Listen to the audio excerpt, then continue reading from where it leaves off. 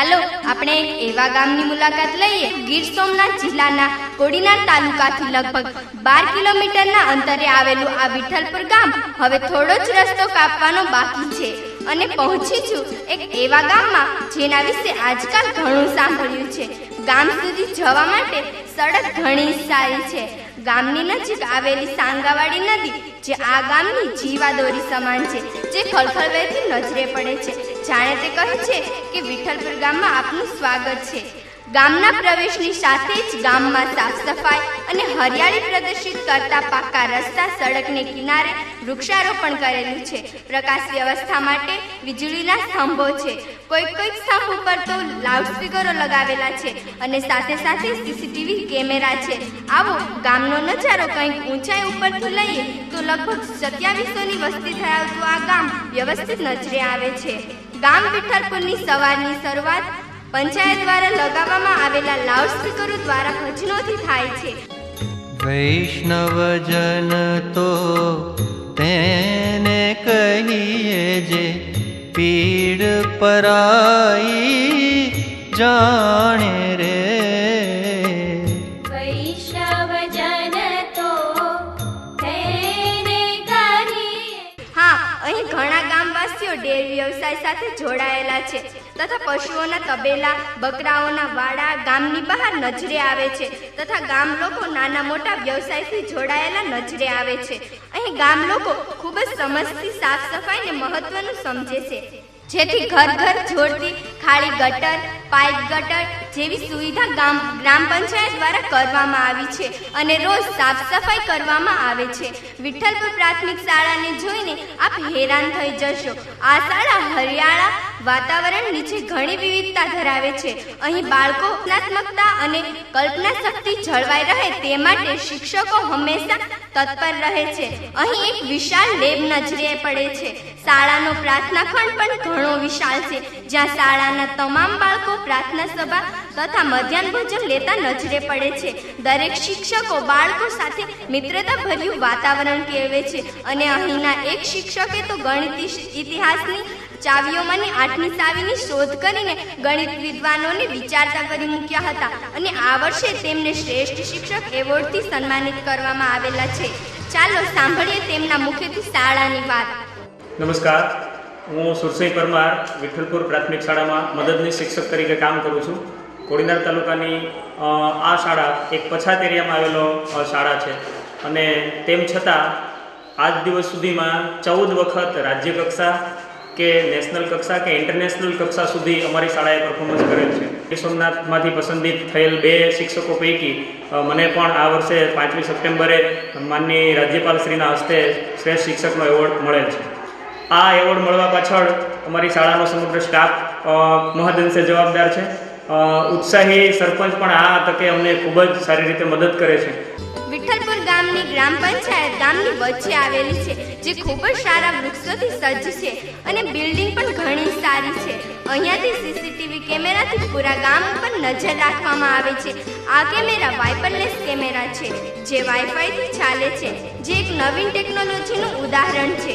Panchayat ઓફિસથી Mike દ્વારા જરૂરી announcement સરપંચ દ્વારા કરવામાં આવે છે। ગામમાં વાઈફાઈની સુવિધા પણ છે, જે આજના યુગની ખૂબ જ જરૂરિયાત ઇન્ટરનેટની સુવિધા છે। અહીં કોઈ ઇન્ટરનેટ માટે બેલેન્સ પુરાવતું નથી। આમ વિઠ્ઠલપુર ગામ બધા જ ગામની દ્રષ્ટિએ કંઈક અલગ જ નજરે આવે છે। જિલ્લામાં સૌથી નાની વયે હું સરપંચ બનેલ છું, ત્યારથી જ મેં કંઈક એવો વિચાર કર્યો છે કે ગામની અંદર કંઈક નવી પેઢીને સંદેશો આપું। એના માટે થઈને મેં કાર્ય કરવામાં પદ્ધતિની નવી શરૂઆત કરી। સરકાર તરફથી મને પૂરો સહકાર મળ્યો અને મેં જોયું તો નવી ટેકનોલોજી આ 21મી સદીની અંદર સજ્જ થઈ એ લઈ આવવાનો પ્રયત્ન કર્યો। ગામને શૂન્યમાંથી સર્જન કરવામાં ખૂબ મહેનત કરી છે। સખત 5 વર્ષ સુધી ગામની અંદર પૂરતો જેટલો મળ્યો છે એટલો મેં સમય આપ્યો છે। ગામની સ્વચ્છતા હોય, આરોગ્યલક્ષી સુવિધા હોય, એ તમામ સુવિધાને મેં સજ્જ બનાવી છે। ગામના લોકોના સહયોગથી વાસ્મો યોજના દ્વારા ઘેર ઘેર નળ કનેક્શનની વ્યવસ્થા જોવા મળે છે, જેથી કોઈ બહેન દીકરીઓને માથે બેડા લઈને દૂર દૂર સુધી પાણી માટે જવું પડતું નથી. સાથે ગામને સરપંચ પ્રતાપભાઈ મહિડાના અથાગ પરિશ્રમનું ઘેર ઘેર શૌચાલયની વ્યવસ્થા કરવામાં આવી છે, જે મહિલાઓને પડતી હાડ બીમારીથી બચાવી છે અને ગામમાં થતી ગંદકી અટકાવી છે. આજે સંડાસ જવાની તકલીફ મારે જન્મથી છે અપંગના કારણે, એટલે મારે 20 મિનિટ રસ્તામાં કિશોરમાં જવું પડતું. એના માટે મેં સરપંચને વાત કરી. સરપંચે મને એના માટે રસ્તો કાઢી આપ્યો, એટલે એના માટે સરપંચે મને ટોયલેટ બનાવી આપી. એટલે એ મારો પ્રશ્ન સોલ્વ થયો થોડો. ત્યારે હું સંડાસ રસ્તામાં જતો ત્યારે કિશોરમાં 2-3 વખત પગને હાનિ થઈ હતી. એકાદ એક વખત ઓપરેશન આવેલું, પગ ફ્રેક્ચર થઈ ગઈ હતી. એના માટે આ વ્યવસ્થા કરી એટલે મારે બહુ શાંતિ છે. અહીં ખેડૂતોને ખેતીની તમામ જાણકારી, ઓજારો, સાધનો જેવા સરકારી સબસિડી, સાતબારનો ઉતારો, લાઇટ બિલ કચેરી વગેરે ગ્રામ પંચાયતના ઈ-ગ્રામ સેન્ટર ઉપરથી મળી રહે તે માટે વ્યવસ્થા કરવામાં આવી છે. ગામની ગ્રામ પંચાયત મહિલા, બાળકો કે ખેડૂતો વિના છંકોસે ગ્રામ પંચાયતની મુલાકાત લઈ શકે તે માટે હરરોજ ગ્રામ પંચાયત ઓફિસ ખુલ્લી રહે છે. કૃષિ વ્યવસ્થાને લઈ અહીં ખેડૂતો ખૂબ જ જાગૃત છે. અવનવી ટેકનોલોજીથી ખેતી કરે છે. અહીંના ખેડૂતો સરકારની તમામ યોજનાથી જાણકાર છે. ચાલો સાંભળીએ ખેડૂતોના મુખેથી તેમની વાત. પદ્ધતિથી અમને બહુ મોટો ફાયદો છે. ઓછા પાણીએ પણ 5 વીઘા પીત રાખવું હોય તો રહે છે. નિદામણ પણ ઓછું જોઈએ છે. ટપકમાં કર્યા પછી અમને બહુ ફાયદો મળ્યો છે. અને 2 માણસો હોય તોય પણ 1 માણસ હોય તોય ચાલી જાય છે. કપાસ, શેરડી જેવા પાકો છે, કોઈ બીજા મગફળી પાકો છે, બાજરાના પાકો છે, વાડુના. અમારે આ ખેતી આ ટપક શરૂ કરી છે, પછી પાણીનો અને વીજળીનો અને ઘણો ફાયદો થઈ ગયો. નિંદાવણમાં પણ ફાયદો થઈ ગયો. દવા છટવામાં પણ કોઈ ઝંઝટ રહેતી નથી. આ ખેતી કરેલી છે આ બધી ટપકથી જ કરેલી છે. આ કપાસ, ભાઈ મક્કો, ડુંગળી રાતે પાણી કરવી પડે ને દિવસે હાલે, રાતની કોઈ ઉપાધિ ન રહે. આનાથી તો ઝાઝો ફાયદો છે. ઓછા માણસ હવે કામ થઈ ગયા. સોલાર લીધા પછી તો ઘણું બધું આમું છે એમાં. ઈ ગ્રામની સુવિધા પણ ઉપલબ્ધ કરવામાં આવી છે, જેથી કરીને કોઈ પણ ખેડૂતોને ગ્રામ પંચાયત ઓફિસેથી 7/8 ઉતારા હોય કે 6 નંબરની નકલો હોય કે એમને લગતી કોઈ પણ સુવિધા હોય, ખેતીવાડીને લગતી હોય તો આરોગ્યને લગતી હોય, એ તમામ સબસિડીની સુવિધા પણ ગ્રામ પંચાયત ઓફિસેથી કરવામાં આવે છે. આ ગામમાં એક બીજી પણ વિશેષતા જોવા મળે છે. આરોગ્યની સાથે જોડાયેલ છે. અહીંયા પ્રાથમિક આરોગ્ય કેન્દ્ર છે, જે સરપંચ શ્રી પ્રતાપભાઈ મહેડાની અથાગ મહેનતનું પરિણામ છે. ગામમાં એમ્બ્યુલન્સની વ્યવસ્થા પણ છે, જેથી કોઈ આકસ્મિક સમયે તુરંત કામ આવે છે અને ગામમાં 100% રસીકરણ કરવામાં આવે છે.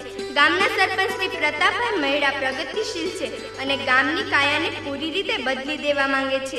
તેમની ગતિવિધિને જોતા આજુબાજુના સરપંચો, ગામના લોકો અહીંયા મુલાકાત લઈ છે. ગ્રામ પંચાયતના તમામ સદસ્યોનો પણ સહકાર મળ્યો છે. એટલે જ તો ગુજરાત સરકારના સ્માર્ટ વિલેજ યોજના જે ગુજરાતના 22,000 ગામડાઓમાંથી 400 ગામોમાં સ્માર્ટ વિલેજમાં લેવાના છે. તેમાં વિઠ્ઠલપુર ગામનું નામ હરીફાઈમાં છે. એટલે જ તો ગામ 5 વર્ષમાં ખૂબ જ મોટી પ્રસિદ્ધિ મેળવી રહ્યું છે. ગામમાં નાની મોટી ઘણી સુવિધાઓ છે.